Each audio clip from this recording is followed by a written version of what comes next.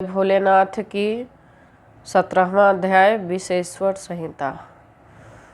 षडलिंग स्वरूप प्रणव का महात्मा, उसके सूक्ष्म रूप ओमकार और स्थूल रूप पंचाक्षर मंत्र का विवेचन, उसके जप की विधि एवं महिमा कार्य ब्रह्मलोक से लेकर कारणरुद्र लोकों तक विवेचन करके कलातीत पंचारण विशिष्ट शिवलोक के अनिर्वचनीय वैभव का निरूपण तथा शिव भक्तों की सत्कार की महत्ता। ये बड़ा है, इसलिए 3 भागों में बांटा जाएगा। ऋषिगण बोले, हे महामुने, हे प्रभु, आप हमारे लिए कर्मशः षडलिंग स्वरूप प्रणव का महात्मा तथा शिव भक्त की पूजन की विधि बताइए। सूत जी ने कहा, महर्षियों, आप लोग तपस्या के धनी हैं।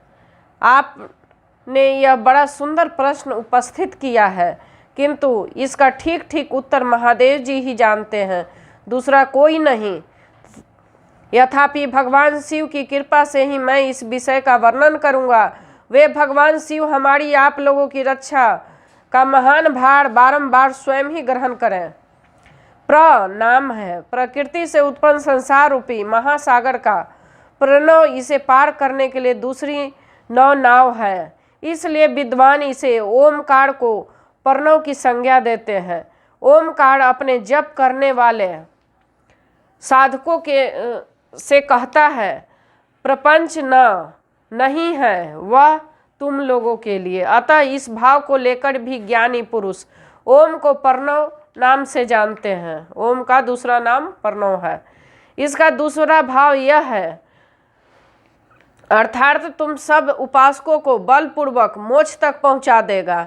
इस अभिप्राय से इसे ऋषि मुनि प्रणव कहते हैं।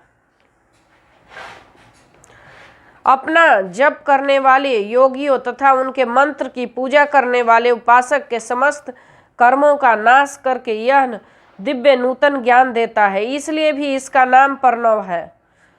उन माया रहित महेश्वर ही नव अर्थात नूतन कहते हैं।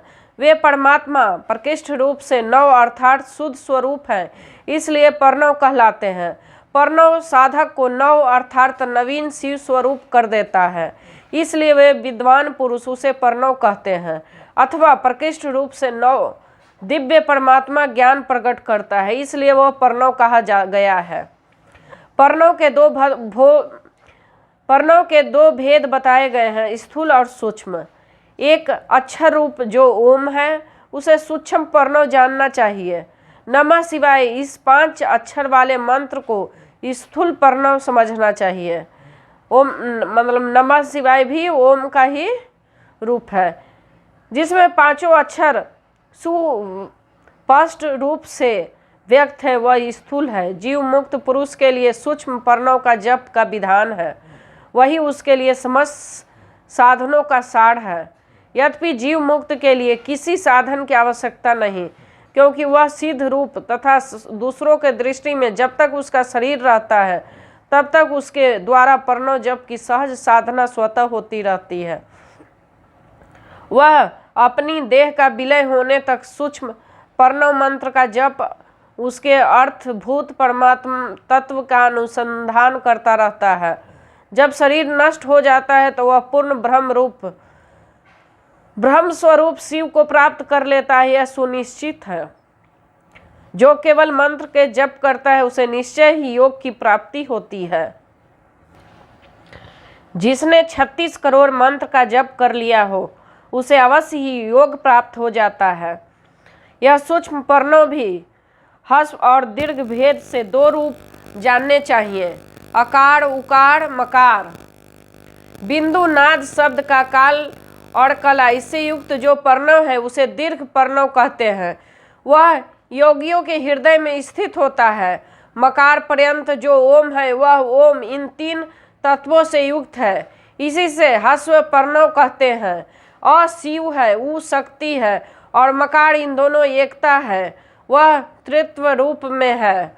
ऐसा समझकर ह्रस्व प्रणव का जप करना चाहिए। जो अपने समस्त पापों का क्षय करना चाहते हैं उनके लिए इस ह्रस्व प्रणव का जप अत्यंत आवश्यक है। पृथ्वी जल तेज वायु और आकाश, ये 5 भूत तथा शब्द स्पर्श आदि उनके 5 विषय, ये सब मिलकर 10 वस्तुएं मनुष्य को कामना के विषय हैं। इनकी आशा मन में लेकर कर्मों के अनुष्ठान से संलग्न होते हैं। वे 10 प्रकार के पुरुष प्रवृत्त अथवा प्रवृत्ति मार्गी कहलाते हैं तथा जो निष्काम भाव से शास्त्र विहित कर्मों का अनुष्ठान करते हैं वे निर्वित अथवा निर्वृत्ति मार्गी कहे जा गए हैं। प्रवृत्त पुरुषों को ह्रस्व पर्णों का ही जप करना चाहिए और निर्वृत्ति पुरुषों को दीर्घ पर्णों का। देहातियों तथा अन्य मंत्रों की आदि के इच्छा अनुसार शब्द और कला से युक्त पर्णों का उच्चारण करना चाहिए।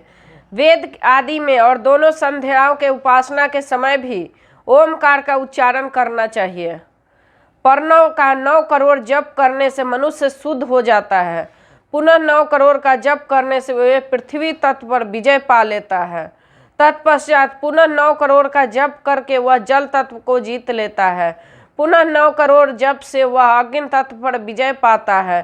तदंतर फिर 9 करोड़ का जप करके वह वायु तत्व पर विजयी होता है और फिर 9 करोड़ जप से आकाश को अपने अधिकार में कर लेता है।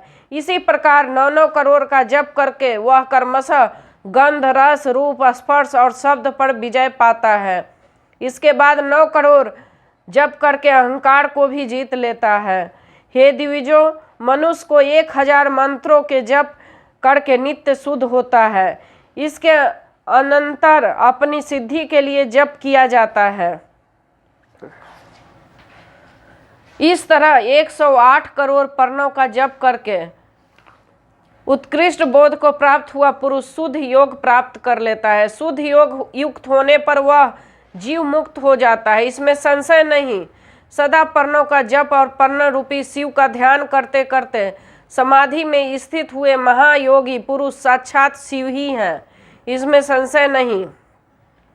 पहले अपने शरीर में पर्णों की ऋषि, छंद और देवता आदि का न्यास करके फिर जप आरंभ करना चाहिए। अकरादि मात्र वर्णों से यह युक्त पर्णव अपने अंगों में न्यास करके मनुष्य ऋषि हो जाता है। मंत्रों के 10 विध संस्कार, मात्र का न्यास, षड्शोधन आदि के साथ संपूर्ण न्यास का फल उसे प्राप्त हो जाता है। प्रवृत्ति तथा प्रवृत्ति निर्वृत्ति से मिश्रित भाव वाले पुरुषों के लिए स्थूल पर्णों का जप ही अभीष्ट साधक होता है। क्रिया, तप और जप योग से शिव योगी 3 प्रकार के होते हैं। वे कर्मशः क्रिया योगी, तपो योगी और जप योगी कहलाते हैं, जो धन आदि वैभव से पूजा सामग्री का संचय करके हाथ आदि अंगों में नमस्कार आदि क्रिया करते हुए इष्ट देव की पूजन में लगा रहता है, वह क्रिया योगी कहलाता है। पूजा में संलग्न रहकर जो परिमित भोजन करता हुआ बाह्य इंद्रियों को जीतकर वश में किए हुए रहता है और मन के वश में करके परद्रोह आदि से दूर रहता है, वह तप योगी कहलाता है। इन सभी सद्गुणों से युक्त होकर जो सदा शुद्ध भाव से रहता है तथा समस्त काम आदि दोषों से रहित होकर शांतचित्त से निरंतर जप किया करता है, उसे महात्मा पुरुष जप योगी मानते हैं। जो मनुष्य 16 प्रकार के उपचारों से शिव योगी महात्माओं की पूजा करता है, वह शुद्ध होकर सालोक्य आदि के कर्म से उत्तरोत्तर उत्कृष्ट मुक्ति को प्राप्त कर लेता है। हे द्विजों, अब मैं जप योग का वर्णन करता हूँ। आप सब लोग ध्यान देकर सुने।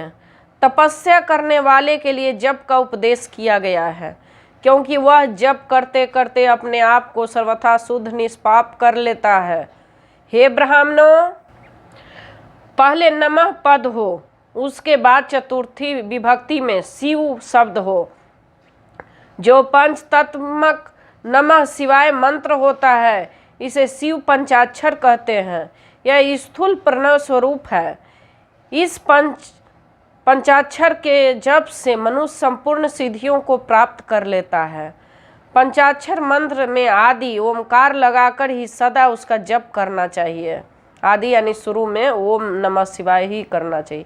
हे द्विजों, गुरु के मुख से पंचाक्षर का उपदेश पाकर जहाँ सुख पूर्वक निवास किया जा सके, ऐसी उत्तम भूमि पर महीने के पूर्व पक्ष शुक्ल में प्रतिपदा के आरंभ करके कृष्ण पक्ष की चतुर्दशी तक निरंतर जप करता रहे। माघ और भादो के महीने में अपना विशिष्ट महत्व रखते हैं। यह समय सब समयों से उत्तमोत्तम माना गया है। साधक को चाहिए कि प्रतिदिन एक बार परिमित भोजन करे, मौन रहे, इंद्रियों को बस में रखे, अपने स्वामी एवं माता पिता के नित्य सेवा करें।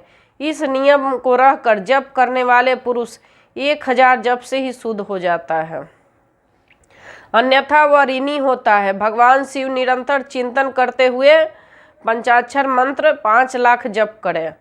जप काल में इस प्रकार ध्यान करें, कल्याण दाता भगवान शिव कमल के आसन पर विराजमान है। उनका मस्तक श्री गंगा जी तथा चंद्रमा के कला से सुशोभित है। उनकी बाईं जांघ पर आदि शक्ति भगवती उमा बैठी है। वहां खड़े हुए बड़े बड़े गण भगवान शिव की शोभा बढ़ा रहे हैं। महादेव जी अपने 4 हाथों में मृग मुद्रा, टंक तथा वड़ एवं अभय मुद्राएं धारण किए हुए हैं। इस प्रकार सदा सब पर अनुग्रह करने वाले भगवान सदा शिव का बार बार स्मरण करते हुए हृदय अथवा सूर्य मंडल में पहले उनकी मानसिक पूजा करके फिर पूर्वाभिमुख होकर पूर्वोक्त पंचाक्षरी विद्या का जप करें। इन दिनों साधक सदा शुद्ध कर्म ही करे। जप की समाप्ति तक कृष्ण पक्ष की चतुर्दशी में प्रातः काल नित्य कर्म संपन्न करके शुद्ध एवं सुंदर स्थान में शौच संतोषादि नियमों से युक्त होकर शुद्ध हृदय से पंचाक्षर मंत्र का 12,000 जप करें। तत्पश्चात सपनीक 5 ब्राह्मणों को जो श्रेष्ठ एवं शिव भक्त हो वरण करें। उनके अतिरिक्त एक श्रेष्ठ आचार्य के भी वरण करें। उसे साब सदा शिव स्वरूप समझे। ईशान, तत्पुरुष, अघोर, वामदेव तथा सजोजात इन 5 प्रतीक स्वरूप श्रेष्ठ शिव भक्त ब्राह्मणों का वरण करने के पश्चात पूजन सामग्री को एकत्र करके भगवान शिव के पूजन आरंभ करें। जय भोलेनाथ की जय। आगे दूसरा पार्ट में जय भोलेनाथ।